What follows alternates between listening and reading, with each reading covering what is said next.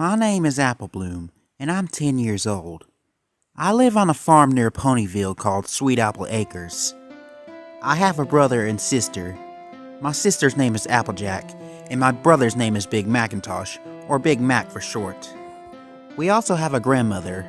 Her name is Granny Smith, and she is the sweetest granny y'all could ever ask for. She makes me and my siblings happier than a possum eating a sweet tater. Now, y'all must be wondering what I'm here to tell ya. Well, it's a pretty scary story, and to me, it really happened, and I'm gonna tell y'all all about it. It was about 2 months ago. Another school day came and went. I was saying goodbye to my two best friends, Scootaloo and Sweetie Belle, as I started my way down to the path to Sweet Apple Acres. I decided to take a shortcut that day because I didn't really feel like taking the longer path back to the farm. My legs would have been asleep before it was even nighttime if I took the longer route. This shortcut etched a beautiful scenery of flowers and a river by the side. Take the river into mind. It becomes a big part of this story later on. But anyways, as I was making my way down the path toward home, I heard the slight sound of water splashing. I stopped and cocked my ear toward the sound. I was right. I definitely heard the sound of water splashing. I assumed that it was just the stream going towards faster currents, so I just ignored it and started to make my way down the path again. I didn't even take 4 steps when I heard the desperate plea for help. "Help me! Please! Help me!" I felt my heart sink into the pit of my stomach as I turned to the river where the cries were coming from. Then I gasped in horror as I saw a filly about my age flailing her front hooves wildly, making the water splash crazily. Without thinking, I threw off my saddlebags and charged towards the river while yelling, "Don't worry, I'll save you!" The filly coughed and sputtered as she drifted down the current. "Hurry!" she called to me. I didn't want to jump in the river. I'd be pulled along with her. Plus, it was too deep. So I frantically looked around for something for her to grab onto. "Aha!" I cried as I found a branch lying by the riverbank, the perfect size to save the drowning filly. I ran over and picked it up with my teeth, then I darted down the stream. A short distance in front of me, I spotted a log that hung over a roaring dead end of water. Wait, dead end? My eyes went wide as I gasped through the branch I held in my mouth. I realized that sound. She was heading straight for a waterfall. "Oh, help!" she cried, her limbs flailing faster, causing her splashes to become more larger as it pulled her faster. Using all the strength I could muster, I bolted as fast as I never imagined my little legs could take me, faster than a hot knife through a stick of butter. I jumped on the log and held out the branch for her to reach. "Grab on!" I yelled, my voice muffled by the branch I held between my teeth. I wouldn't give up. I wasn't going to let a filly drown or fall to their death today. No siree. I was going to save this little filly even if it tore the teeth from between my gums. Could she make it in time? Could she reach out and grab the branch before she went over the roaring waterfall? She reached out her hooves. Yes! She grabbed on just in time. I let out a huge sigh of relief through my nostrils. With a grunt, I pulled the branch with all my strength and backed up from the log to the grass as the filly was freed from the cold stream and onto the dry, safe land. She was coughing and sputtering, trying to free any water that was trapped in her pulmonary area. I trotted up to her, and I noticed something a little peculiar and interesting. The filly looked kinda like me. Even though her mane was soaked, I saw that it was the same shade of red as my mane. It was also the same length.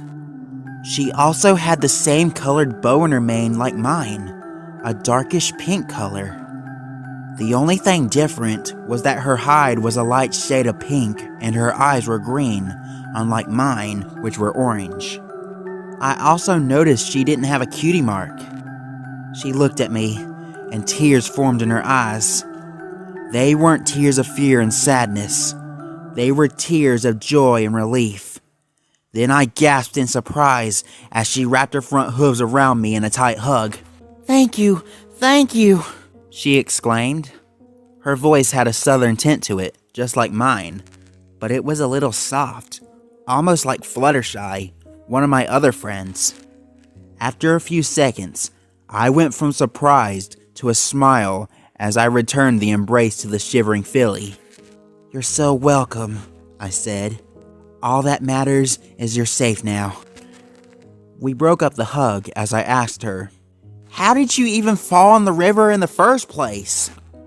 "I slipped on a log bridge," she told me. "I was just walking across like a tightrope performer when I lost my balance and went plunging in." I was really worried about this filly. For one thing, where were her parents? I decided I'd take her back home to the farm so my sister, Applejack, could dry her up. "What's your name?" I asked her. Alice, she said, stammering. "I'm Applebloom," I said. "I'm 10. What about you?" "Me too," she replied with a weak smile. How come I've never seen this girl before? Every pony in Ponyville knew each other like peas in a pod. "Where do you live?" I asked. "Your parents must be worried sick about you." She thought hard for a moment, then she said, I don't remember." Huh? She didn't remember. Did the water really wash up her brain or something? How could she forget where she lived? I wanted to ask her those questions, but I just decided to keep quiet because I didn't want to make her nervous.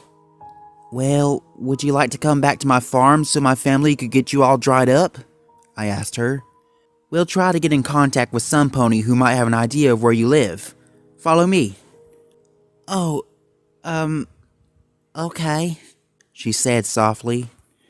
She followed me up the bank as I went to pick up my saddlebags I had dropped earlier. Then we took off for Sweet Apple Acres. It was nearly sunset when I got to the farm. Sweat was dripping down my forehead as I darted into the kitchen where my family was sitting. "Applejack! Applejack!" I cried, trying to catch my breath. "Applebloom, where in the name of Celestia have you been?" she cried. "It's nearly time for No time to explain," I interrupted. "I met a filly by the river and she was drowning, so I had to save her." "You went by the river at the rapids?" she exclaimed. "Applebloom, you know that's very dangerous." "Just listen to me!" I screamed. That silenced her. "I saved a filly from drowning, and we have to get her dried off. She's right here behind me." Applejack squinted at me, as if she didn't know who I was. "Applebloom, what are y'all talking about? There's no pony there." "Huh?" I turned around. Alice was gone. Nowhere to be seen. But, I sputtered. "That's impossible! She was standing right behind me!" I ran out of the house, calling and searching for her all around the orchard, but to no avail. Where was she? Sighing, I gave up and sadly walked back in the house. Applejack walked up to me, a sad expression on her face as she came up to me and put a hoof on my shoulder. "Sugar Cube, could you at least tell me what she looked like?" she asked. "She looked just like me," I began. "She had a red mane and a pink bow, and she was 10 like me. But the only thing different about her was that her hide was light pink and her eyes were green. She didn't have her cutie mark either." Applejack nodded understandingly. "I see," she said. "What was her name?"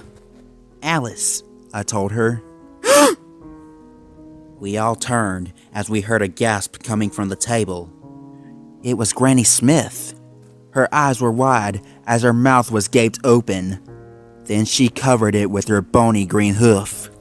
"What's wrong, Granny?" Applejack asked, worry starting to form on her face. Granny stammered. I could see her face was starting to turn pale. Then she got up and made her way to the living room. "Youngins," she said, "there's something I want to show you. Follow me." Me, Applejack, and Big Mac followed her into the living room. She went over to a shelf filled with old books and pulled out a scrapbook. She blew the dust off of it and walked over to the couch and sat down, motioning us to join her. Me and Applejack scooted beside Granny, while Big Mac went behind the sofa and leaned over the sea. Granny opened the scrapbook and turned the page to an old vintage photo. A pony with curly pigtails sat beside a filly that looked just like Alice, smiling warmly. Granny pointed to the pony with the pigtails. "That's me when I was 16, she explained. Then she pointed to the filly beside her. "You see that filly right there beside me?" "That's her!" I exclaimed. "That's Alice!" Granny chuckled sadly. "That was my little sister, Lady Alice as I called her. She was the best sister I could ever ask for." Then her face fell to a melancholy expression. "One day, we went to the river you saved her from, Apple Bloom, and we made a bet to each other who could stay on a log bridge the longest without losing their balance. Then..." Her voice started to become shaky as a tear rolled down her cheek. "Then, while she was trying to show me a trick, she lost her balance and fell into the river. I tried to save her, but it was too late. She got pulled into the rapids and she drowned." Me and my siblings all had looks of horror and shock on our faces. I began to stutter. You mean she's a..." Granny stared at me with those saddened eyes. Without thinking, I wrapped my hooves around her in a tight embrace. I was so stunned. I didn't know what to think. Then I felt Applejack and Big Mac's hooves wrap around me and Granny Smith as we all hugged each other tightly on that cold and sorrow-filled evening.